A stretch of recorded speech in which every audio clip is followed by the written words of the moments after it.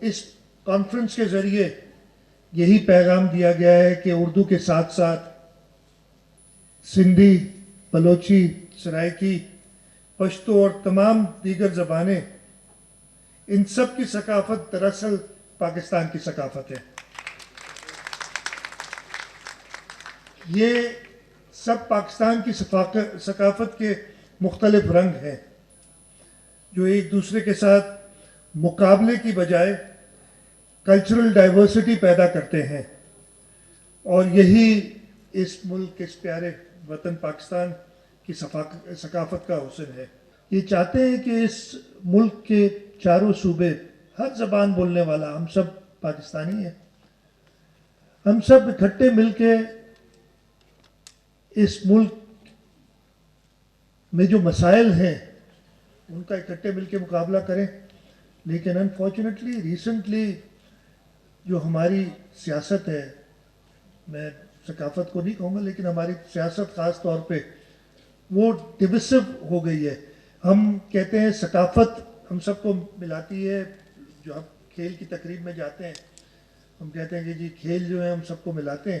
میرا خیال ہے، پارڈن بھی، میں ادھر ادبی محفل میں ہوں، میرا خیال ہے سب سے زیادہ ملانے والی ہماری سیاست ہے. اگر سیاست میں ہم ڈویزو ہوں تو کلچرل انٹیگریٹی آ نہیں سکتی، کھیل کود ہو نہیں سکتا. اور اگر ہم اس ملک کے آئین پہ چلیں تو ڈویزونیس کی کوئی بات ہی نہیں ہوگی، ان رسپیکٹو کہ کس صوبے کے لوگ کس جماعت کو یا کس لاجک کو، کس مینیفیسٹو کو جو ہے وہ پروو کریں. آپ کے پاس آئین میں گنجائش موجود ہے، لیکن انفارچونیٹلی ہم اس کو فالو کرنے کی بجائے ہم سوائے ڈویزونیس کی اور کوئی بات نہیں کرتے.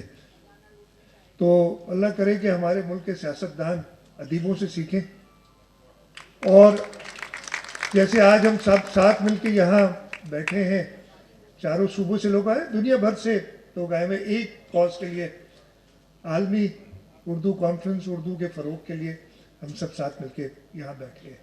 سندھ کو اس حوالے سے فخر ہے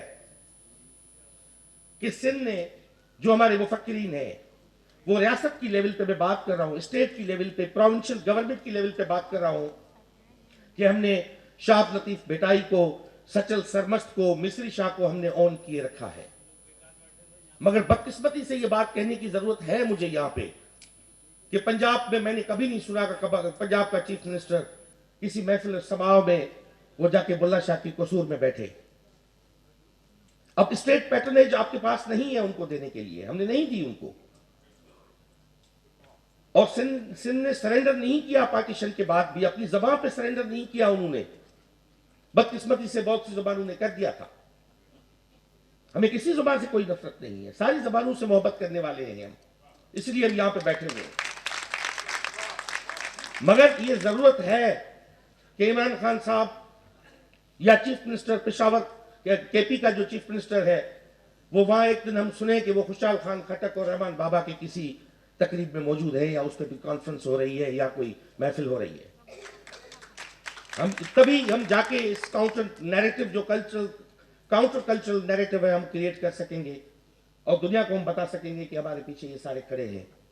یہ فقیر شاہ لطیف کا جب عرس ہوتا ہے تو 3 دن سی ایم صاحب کی ڈائریکٹرز پہ ہم لطیف صاحب کے وہاں پہ مزار پہ چوکی دیتے ہیں، اور 3 دن وہاں پہ سائی مصدائی کری متھے سندھ سکار، دوست مٹھا دلدار، عالم سب آباد کری کی بات ہوتی ہے.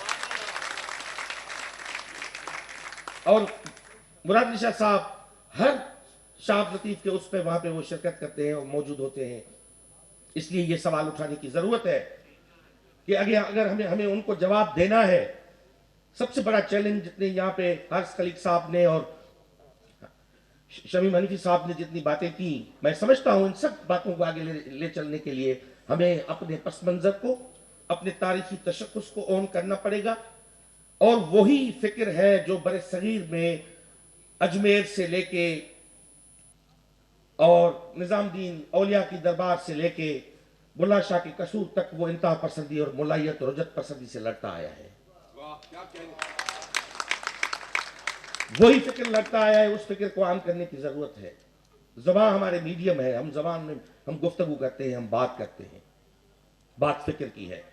اور آج یہاں پہ یہ جو گلدستہ ہے جس میں سرائکی کا پھول ہے, یہ عالمی اردو کانفرنس میں, جس میں سندھ کا پھول ہے, جس میں پنجاب کا پھول ہے, جس میں کے پی اور بلوچستان کے پھول ہیں, یہی گلدستہ ہے جو ہم پوری دنیا کو دکھا کے ہم بتا سکتے ہیں کہ ہمارے پاس وہ پیغام موجود ہے اور ہم نے سرنڈر نہیں کیا.